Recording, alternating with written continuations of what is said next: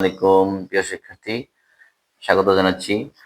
আমি মঞ্জুরুল ইসলাম, সহকারী শিক্ষক, তফসিলা দাখিল মাদ্রাসা। এ পর্যায়ে তোমাদেরকে আমি আরেকটা সমস্যা নিয়ে কথা বলবো। সেটি হচ্ছে পেজ নাম্বার 16, সপ্তম শ্রেণীর গণিত বইয়ের পেজ নাম্বার 16, সমস্যা নাম্বার 22। 22 নম্বর সমস্যা। এমন দুটি ক্ষুদ্রতম সংখ্যা নির্ণয় করতে হবে বা নির্ণয় করো যাদের বর্গের অন্তর একটি পূর্ণবর্গ সংখ্যা।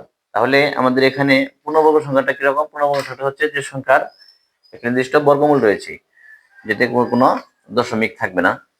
যেমন তোমার 4, তারপরে 9, এগুলো হচ্ছে পূর্ণবর্গ সংখ্যা।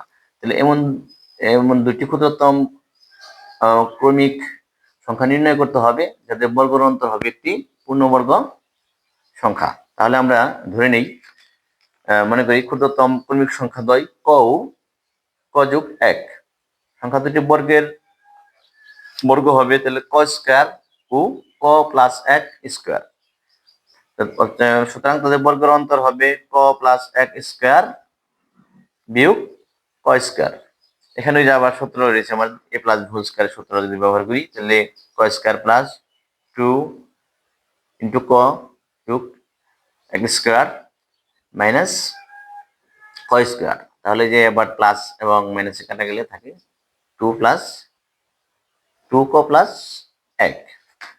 তাহলে এখানে ক এর মান, আমরা যদি কয়েকটি মান নিয়ে এই সমস্যার সমাধান করার চেষ্টা করি, সেক্ষেত্রে আমরা প্রথমে যদি ক এর মান 1, 2, 3, 4, 5 বসিয়ে পাই, তাহলে ক সমান সমান 1 হলে দেখো এখানে 2 ক যোগ 1 সমান সমান, এখানে গুণ করলে আমাদের 2 আর 3, যা পূর্ণবর্গ সংখ্যা 9।